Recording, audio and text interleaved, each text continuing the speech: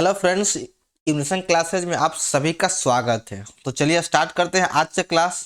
इस क्लास में हम लोग बिहार एसएससी का प्रैक्टिस सेट नंबर 17 करेंगे और यह सेट हम लोग रुक्मणी प्रकाशन के वॉल्यूम 2 से कर रहे हैं, जो प्लेटफॉर्म के द्वारा निकाला जाता है। इस बुक में कुल 20 प्रैक्टिस सेट दिया गया है। तो आप लोग वीडियो को पूरा देखिएगा, अंत तक देखिएगा, जिससे आपको हर क्वेश्चन अच्छे से याद हो जाए। और अगर आप लोग चैनल पर नए हैं तो चैनल को सब्सक्राइब करना ना भूलें। और दोस्तों, रेलवे एएलपी के लिए भी जो 2018 में जो एग्जाम लिया गया था उसके सभी शिफ्ट के प्रीवियस ईयर क्वेश्चन का भी वीडियो अपलोड किया जा रहा है। अगर आप लोग नहीं देखे हैं तो प्लेलिस्ट में वीडियो के डिस्क्रिप्शन में प्लेलिस्ट का लिंक दिया गया है, आप लोग वहां से जाके देख सकते हैं। तो चलिए स्टार्ट करते हैं और देखते हैं इसका पहला क्वेश्चन। प्रथम क्वेश्चन है, कोरोमंडल तट निम्नलिखित में किन दो राज्यों की गृह भूमि, यानी कोरोमंडल तट किन दो राज्यों के बीच स्थित है। तो इसका विस्तार तमिलनाडु और आंध्र प्रदेश के क्षेत्रों में है। यहाँ पे देख लीजिए, कोरोमंडल तट पूर्वी भाग में है और जो यहाँ आंध्र प्रदेश और कर्नाटक के बीच में स्थित है। अगला क्वेश्चन है दूसरा नंबर, हाल ही में दिसंबर 2023 में एडीबी ने वित्त वर्ष 2024 के लिए भारत के विकास अनुमान को संशोधित कर कितना प्रतिशत कर दिया है। तो यह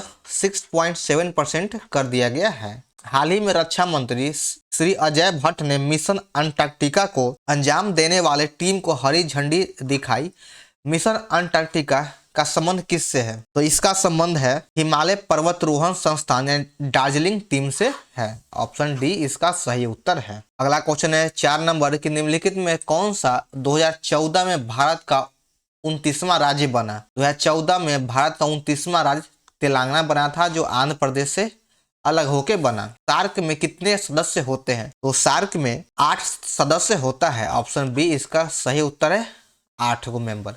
दिसंबर 2023 को इंडियन प्रीमियर लीग यानी आईपीएल 2024 सीजन के लिए हार्दिक पांड्या को किस टीम का कप्तान घोषित किया गया है? हार्दिक पांड्या को मुंबई इंडियंस का कप्तान घोषित किया गया। 7 नंबर है कि हाल ही में दिसंबर 2023 में किस भारतीय खिलाड़ी ने टेनिस हॉल ऑफ फेम की जगह बनाई है? तो यह जगह बनाई है वह है लिएंडर पेस और विजय अमृतराज। लिएंडर पेस और विजय अमृतराज ने टेनिस हॉल ऑफ फेम की में जगह बना लिया। तो सही उत्तर हो जाएगा ऑप्शन सी। 8वां नंबर है कि मैसूर आंग्ल युद्ध का समापन निम्नलिखित में से किस लड़ाई के साथ हुआ? मैसूर युद्ध का समापन श्रीरंगपट्टनम की संधि के तहत किया गया था। ऑप्शन ए सही उत्तर हो जाएगा।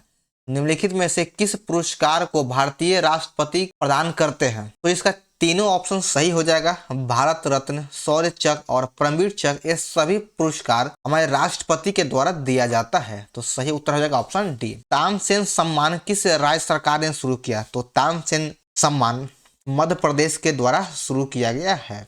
अगला क्वेश्चन है 11 नंबर, दिसंबर 2023 तक अनुमान वर्तमान में भारत में कुल कितने रामसर स्थल हैं? दिसंबर 2011 तक भारत में 75 रामसर स्थल थे। चलिए आइए देखते हैं 12 नंबर है, निम्नलिखित में से दक्षिण अफ्रीका की प्रशासनिक राजधानी कौन सी है? दक्षिण अफ्रीका की प्रशासनिक राजधानी प्रिटोरिया है। दक्षिण अफ्रीका की प्रशासनिक राजधानी प्रिटोरिया है। अगला क्वेश्चन है, बिहार सरकार ने 2 अक्टूबर 2023 को जाति आधारित जनगणना रिपोर्ट जारी किया और इस गणना के अनुसार बिहार की जनसंख्या कितनी करोड़ है? तो इस जनगणना के अनुसार बिहार की जनसंख्या 13.07 करोड़ है। आगे देखते हैं हम लोग 14 नंबर अब कि देश की दूसरी सबसे बड़ी सीमेंट कंपनी कौन सी है? तो देश की दूसरी सबसे बड़ी सीमेंट कंपनी है अडानी समूह। अडानी समूह दूसरी सबसे बड़ी कंपनी है। 1853 में बंबई और थाने के बीच पहली बार ट्रेन द्वारा तय की गई दूरी कितनी थी? यानी प्रथम ट्रेन आपका 16 अप्रैल 1953 को लॉर्ड डलहौजी के काल में चलाया गया था, जो मुंबई से थाने के बीच में चलाया गया और यह चलाया गया था 34 किलोमीटर की दूरी तक। तो सही उत्तर हो जाएगा ऑप्शन डी, 34 किलोमीटर। आगे हम लोग अब 31 नंबर से देखते हैं, क्योंकि इससे पहले आपका मैथ है जिसे हम लोग स्किप करते हैं। सिर्फ जीके के प्रश्न, जीके और जीएस यानी सामान्य विज्ञान और सामान्य अध्ययन के प्रश्न का ही डिस्कशन करेंगे। भारत के संविधान का कौन सा अनुच्छेद उच्च न्यायालय को रिट जारी करने का अधिकार देता है? भारतीय संविधान के अनुसार अनुच्छेद 226 के अनुसार उच्च न्यायालय को रिट जारी करने का अधिकार है। वहीं अगर बात कर ले सुप्रीम कोर्ट की, तो उसे अनुच्छेद 32 के तहत रिट जारी करने का अधिकार है। अनुच्छेद 143 की अगर हम लोग बात करें तो 143 में कहा गया है कि सुप्रीम कोर्ट को राष्ट्रपति को सलाह देने का अधिकार है, यानी राष्ट्रपति को सुप्रीम कोर्ट से सलाह लेने का अधिकार है, लेकिन राष्ट्रपति उस सलाह को माने या ना माने वो राष्ट्रपति पे डिपेंड करता है। आगे देखिए 32 नंबर है कि निम्न प्रधानमंत्री के उनके कार्यकाल के अनुसार व्यवस्थित कीजिए। तो इसका ऑप्शन ये सही हो जाएगा। पहले पीवी नरसिम्हा राव होंगे, उसके बाद अटल बिहारी वाजपेयी, फिर HD देवगेड़ा, फिर उसके बाद इंद्र कुमार गुजराल होंगे। आगे देखिए 33 नंबर है कथन 1, भारतीय प्रेस अधिनियम 1978 के अंतर्गत इंडियन प्रेस काउंसिल की स्थापना किया गया और कारण दिया गया है कि समाचार पत्रों एवं एजेंसियों की कार्यप्रणाली में आवश्यक सुधार करना इस संस्था का मुख्य उद्देश्य है। चलिए देखते हैं कि इसका सही आंसर कौन है। तो इसका सही उत्तर हो जाएगा ऑप्शन डी। ए गलत है परंतु आर सही है। तात्या टोपे उन सेना नायकों में से एक थे जिन्होंने किस वर्ष के भारतीय स्वतंत्रता संग्राम में भाग लिया था? तो यह 1857 के क्रांति में भाग लिए थे। अगला क्वेश्चन है 35 नंबर, निम्न में से किसने भारतीय संविधान को हिंदुओं का निकाय कहा है? तो यह कथन जो है, यह कथन लॉर्ड विस्काउंट का है। भारतीय संविधान को हिंदुओं का निकाय लॉर्ड विस्काउंट के द्वारा कहा गया। निम्नलिखित में से कौन सा एक अप्रत्यक्ष कर है? इन चारों ऑप्शन में से वस्तु एवं सेवा कर अप्रत्यक्ष कर है। वस्तु एवं सेवा कर अप्रत्यक्ष कर है। चलिए आगे देखते हैं। 33 नंबर है कि निम्नलिखित में से कौन सी पहाड़ियां मेघालय में स्थित नहीं है? तो मेघालय में स्थित पहाड़ी है गारो, खासी और जयंतिया। ये तीनों पहाड़ियां मेघालय में है, जबकि आपके तीसरी पहाड़ी जो तीसरा ऑप्शन है जावड़ी, यह मेघालय में स्थित नहीं है। तो सही उत्तर हो जाएगा जावड़ी। निम्नलिखित में से कौन सा महासागर दुनिया में तीसरा सबसे बड़ा महासागर है? तो जो तीसरा सबसे बड़ा महासागर है वह है हिंद महासागर। ऑप्शन बी सही है। भारत के उत्तरी मैदान पूरी तरह से किस मिट्टी से निर्मित है? तो भारत का उत्तरी मैदान पूरी तरह से जलोढ़ मिट्टी से निर्मित है। चलिए आगे बढ़ते हैं। आगे है 40 नंबर। 40 नंबर में कहा गया कि निम्नलिखित में से कौन सा सकल घरेलू उत्पाद में शामिल होता है? तो इसका सही उत्तर हो जाएगा ऑप्शन ए कि अंतिम वस्तुओं की बिक्री में सकल घरेलू उत्पाद में शामिल किया जाता है। 41 नंबर है कि व्यक्ति के स्वास्थ्य के लिए निम्नलिखित में से क्या महत्वपूर्ण नहीं है? तो इसमें से सार्वजनिक परिवहन जो है व्यक्ति के स्वास्थ्य से इसका कोई संबंध नहीं है, इसलिए ऑप्शन डी इसका सही उत्तर हो जाएगा। आगे 42 नंबर है कि स्वतंत्र भारत में देश की प्रथम औद्योगिक नीति की घोषणा किस वर्ष किया गया था? तो प्रथम औद्योगिक नीति की घोषणा 1948 में किया गया था। अगला क्वेश्चन है 43 नंबर की भू राजस्व के लिए अस्थायी बंदोबस्त प्रणाली किसके द्वारा लागू किया गया था? अस्थायी बंदोबस्त प्रणाली को लॉर्ड कॉर्नवालिस के द्वारा लागू किया गया था। लॉर्ड कॉर्नवालिस के द्वारा ही अस्थायी बंदोबस्त प्रणाली को लागू किया गया। चलिए आगे बढ़ते हैं हम लोग। आगे है 44 नंबर, निम्नलिखित में से किसका गठन भारतीय संविधान के अनुच्छेद 280 के तहत किया गया है? यानी क्वेश्चन में यह कहा जा रहा है कि अनुच्छेद 280 के में किसका संबंध है? तो अनुच्छेद 280 से वित्त आयोग का संबंध है। अनुच्छेद 280 में ही वित्त आयोग का गठन किया गया है। आगे 45 नंबर, दिल्ली सल्तनत के निम्न शासकों में से किसकी मृत्यु घोड़े से गिरकर हुआ था? घोड़े से गिरने के कारण कुतुबुद्दीन ऐबक की मृत्यु हुआ था। यह कहा जाता है कि चौगान खेलते समय कुतुबुद्दीन ऐबक की मृत्यु घोड़े के गिरने के कारण हुआ था। चलिए आगे बढ़ते हैं। तो आगे हम लोग 61 नंबर से देखेंगे। देखिए 61 नंबर है कि किस राज्य में गेहूं का प्रचुर मात्रा में उत्पादन होता है? यानी गेहूं का सबसे अधिक उत्पादन उत्तर प्रदेश राज्य में किया जाता है। ऑप्शन सी बिल्कुल सही है। भारत के संविधान का कौन सा अनुच्छेद चुनाव आयोग को संसद और राज्य विधानसभाओं के चुनाव का पर्यवेक्षण करने की शक्ति देता है? तो यह शक्ति चुनाव आयोग को अनुच्छेद 324 के अंतर्गत दिया जाता है। आगे 63 नंबर, भारत बांग्लादेश भूमि सीमा समझौता के संशोधित संस्करण को दोनों देशों द्वारा भारतीय संविधान के किस संशोधन के तहत अंगीकृत किया गया है? तो देखिए दोनों देश यानी भारत और बांग्लादेश के बीच में भूमि हस्तांतरण 100वां संविधान संशोधन अधिनियम के द्वारा किया गया, जो 2015 में हुआ है। चलिए आगे है 64 नंबर कि भारत में बैंकिंग विनिमय अधिनियम कब से पारित किया गया है? तो भारत में बैंकिंग विनिमय अधिनियम 1949 में पारित किया गया। वुड ब्लॉक छपाई की तकनीक सबसे पहले कहाँ विकसित हुआ? इसकी छपाई की तकनीक सबसे पहले चीन में विकसित हुआ है? ऑप्शन डी इसका सही उत्तर हो जाएगा। आगे देख लेते हैं कि चीन पर शासन करने वाला अंतिम राजवंश कौन सा था और चीन गणराज्य की स्थापना किस वर्ष किया गया? तो चीन गणराज्य की स्थापना किंग राजवंश के द्वारा किया गया था, यह 1911 में था। अबू धाबी किस देश की राजधानी है? अबू धाबी संयुक्त अरब अमीरात की राजधानी है। ऑप्शन ए सही हो जाएगा, संयुक्त अरब अमीरात। आगे देखते हैं कि 68 नंबर की भारतीय संविधान के 73वें संशोधन के अंतर्गत निम्नलिखित में से कौन सा कथन सही है? इसके अंतर्गत केवल कथन एक सही है कि इसमें पंचायतों को स्वशासन की संस्था स्वीकार किया गया है। तो ऑप्शन ए सही है। आगे देखिए 69 नंबर है, भारत में पहली पंचवर्षीय योजना का आधार क्या था? यानी प्रथम पंचवर्षीय योजना का आधार क्या था? तो इसके प्रथम पंचवर्षीय योजना का आधार था हेरोड डोवन मॉडल पर आधारित था। प्रथम पंचवर्षीय योजना हेरोड डोवन मॉडल पर आधारित है। ऑप्शन ए सही है। अगला क्वेश्चन है 70 नंबर की भारत सरकार ने नीति आयोग की स्थापना निम्नलिखित में से किसकी संस्था को प्रतिस्थापित करने के लिए किया है? तो यह किया गया योजना आयोग के ही स्थान पे नीति आयोग की स्थापना किया गया। आगे देखिए 71 नंबर है कि किस समिति के सिफारिश पर ग्राम पंचायत को संवैधानिक संस्था का दर्जा प्राप्त है? यानी किस समिति के द्वारा पंचायत समिति को संवैधानिक संस्था का दर्जा दिया गया है? तो यह दिया गया है एल.एम. सिंघवी समिति के द्वारा। एल.एम. सिंघवी समिति के द्वारा ही पंचायतों को संवैधानिक का दर्जा प्राप्त हुआ। ऑप्शन बी सही है। केंद्र सरकार ने लघु बचत योजना पर ब्याज दरों में कितने प्रतिशत की वृद्धि की है जिससे भारतीय अर्थव्यवस्था की गतिशीलता में वृद्धि हो गई? तो इसमें जो वृद्धि किया गया है वह है 0.3%। 0.3% की वृद्धि किया गया है। ब्रेल प्रणाली इनमें से किस पर आधारित है? तो ब्रेल प्रणाली निम्नलिखित में से बिंदुओं पर आधारित होता है। ब्रेल प्रणाली बिंदुओं पर आधारित होता है। चलिए आगे है 74 नंबर, भारत की पहली इंजन रहित रेलगाड़ी का नाम क्या है? तो इंजन रहित रेलगाड़ी का नाम है वंदे भारत। वंदे भारत एक्सप्रेस पहली है जो इंजन रहित रेलगाड़ी है। और 76 नंबर है कि विश्व बौद्धिक संपदा संगठन का मुख्यालय कहाँ है?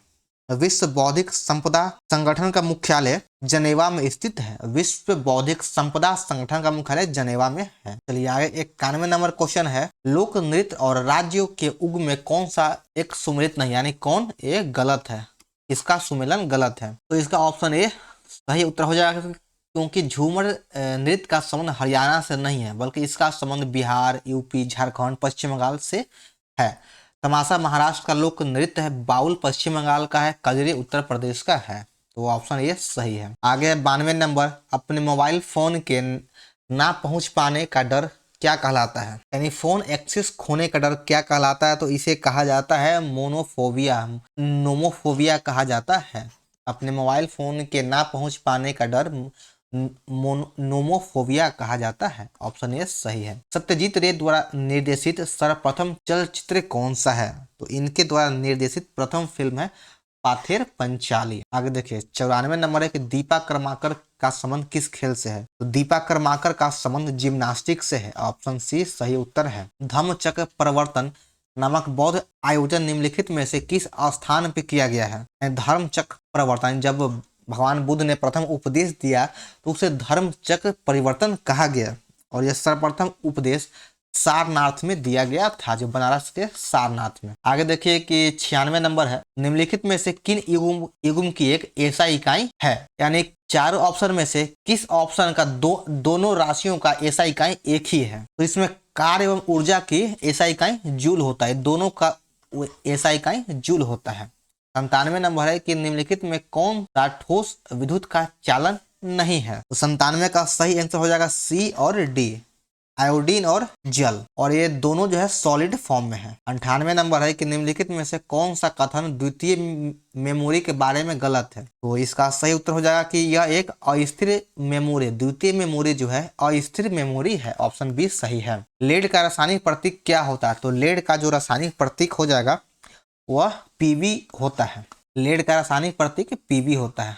आगे 100 नंबर है कि रक्त समूह की खोज किसके द्वारा किया गया था? तो रक्त समूह की खोज कार्ल लैंडस्टीनर के द्वारा किया गया था। ऑप्शन सी बिल्कुल सही उत्तर है। भारतीय भौतिक विज्ञान सत्येंद्र नाथ बोस द्वारा दिए गए क्वांटम सूत्रकरण के आधार पर अल्बर्ट आइंस्टीन ने किस वर्ष में पदार्थ की एक नई व्यवस्था बोस आइंस्टीन कंडेंसेशन का अनुमान लगाया था। यह अनुमान 1924 में लगाया गया। ऑप्शन डी बिल्कुल सही उत्तर है। आगे है 102 नंबर, गूगल सर्च इंजन में करेंट पेज रिलोड करने के लिए निम्नलिखित में से किस कीबोर्ड शॉर्टकट का उपयोग किया जाता है? तो इसे रिलोड करने के लिए F5 का उपयोग किया जाता है। रेडियोधर्मी पदार्थ द्वारा उत्सर्जित होने वाले विकिरण की मात्रा को नामक पारंपरिक इकाई से मापा जाता है। तो रेडियोधर्मी पदार्थ द्वारा उत्सर्जित होने वाले विकिरण को क्यूरी के द्वारा मापा जाता है। दोस्तों इसे क्यूरी के द्वारा मापते हैं। आइए दोस्तों आगे बढ़ते हैं हम लोग।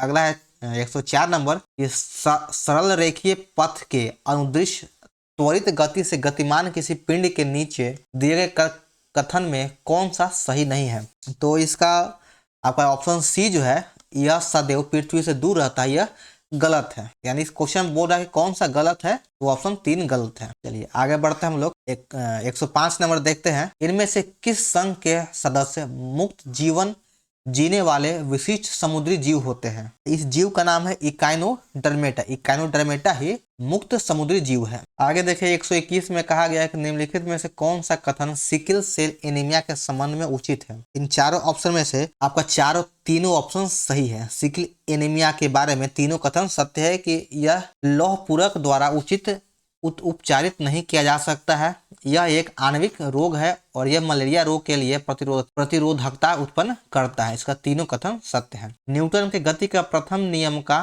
अन्य नाम क्या है? इसके प्रथम नियम को हम लोग जड़त्व के नियम से भी जानते हैं। आगे 123 नंबर है, निम्नलिखित में से एक अम्ल और एक क्षार के बीच क्या समानता होता है?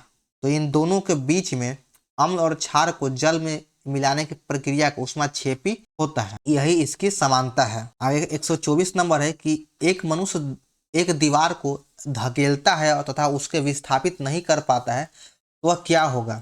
वह कार्य होगा या नहीं? अगर होगा तो कैसा होगा, पॉजिटिव या निगेटिव? तो यह अगर देखिए इसका तो सही उत्तर तो है कि कोई कार्य नहीं करता है। अगर कोई मनुष्य अगर किसी दीवार को धक्का दे रहा है तो साइंस के अकॉर्डिंग अगर वो विस्थापित नहीं होता है तो आप अभी तक कोई कार्य नहीं किए, यानी कोई काम नहीं माना जाएगा।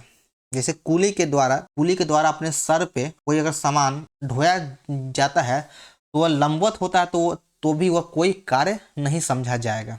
आगे 125 नंबर है कि इफेड्रा पौधे को किसके द्वारा वर्गीकृत किया गया है? इसको अनावृत बीजी के द्वारा वर्गीकृत किया गया है। 126 नंबर है, दर्पण हमेशा वस्तु की एक ऐसी छवि निर्मित करता है जो आभासी, बड़ी और समान आकार में होते हैं। तो इसका सही उत्तर हो जाएगा ऑप्शन डी, समतल। 127 नंबर है, गतिशील विद्युत आवेश उत्पन्न करता है क्या? तो गतिशील विद्युत आवेश दोनों विद्युत तथा चुंबकीय क्षेत्र उत्पन्न करता है। ऑप्शन सी इसका सही उत्तर है। 128 नंबर है, स्तनपायियों में क्या होता है? तो इसका सही उत्तर हो जाएगा 3 नंबर कि बालों के साथ ग्रंथि वाली त्वचा भी पाई जाती है, यानी बालों के साथ साथ ग्रंथि वाली त्वचा भी पाई जाती है। तो इसका ऑप्शन सी बिल्कुल सही उत्तर है। देखिए 29 नंबर है कि हाइड्रोजन पेरोक्साइड क्या है? हाइड्रोजन पेरोक्साइड ऑक्सीकारक एवं उपचायक दोनों है। तो इसका सही उत्तर हो जाएगा 2 नंबर। 130 है कि निम्न में से किससे अल्फाल्फा के रूप में संबोधित किया गया है? तो यह जो संबोधन है वह किया गया है सटीवा को। आइए देखते हैं अगला क्वेश्चन, महासागरीय तापीय ऊर्जा का कारण क्या है? तो महासागरीय तापीय ऊर्जा का कारण है महासागरों में विभिन्न स्तरों पर तापमान में अंतर, यही महासागरीय तापीय ऊर्जा का कारण है। ऑप्शन बी सही उत्तर हो जाएगा। लेंस की क्षमता का ऐसा इकाई क्या है? तो इसकी क्षमता का ऐसा इकाई डायोप्टर होता है। आगे देखते हैं 133 नंबर है कि सोडियम क्लोराइड और अमोनिया क्लोराइड के मिश्रण को पृथक करने के लिए निम्नलिखित में से किस विधि का उपयोग किया जाता है? तो इसको अलग करने के लिए ऊर्ध्वपातन विधि का उपयोग किया जाता है। 134 नंबर है, प्राकृतिक आवास से निकाल कर भिन्न जलवायु वाले आवास में कृषि पादप को उगाना क्या कहलाता है? तो इसको उगाना पुनर्स्थापित कहलाता है। इसको क्या कहते हैं? तो इसे पुनर्स्थापित कहा जाता है। 135 नंबर है कि एक्राइलोनाइट्राइल के बहुलीकरण से प्राप्त होता है। तो यह प्राप्त होता है ऑर्लॉन से, यह इसे ऑर्लॉन से प्राप्त किया जाता है। ऑप्शन सी इसका सही है। तो चलिए दोस्तों, हमारा यहाँ पे सेट नंबर 17 समाप्त होता है। आप लोग कमेंट करके जरूर बताइए कि वीडियो आप लोगों को कैसा लगा। अगर वीडियो अच्छा लगा तो वीडियो को लाइक और चैनल को सब्सक्राइब करना ना भूलें। तो चलिए मिलते हैं फिर हम लोग अगले वीडियो में। जय हिंद।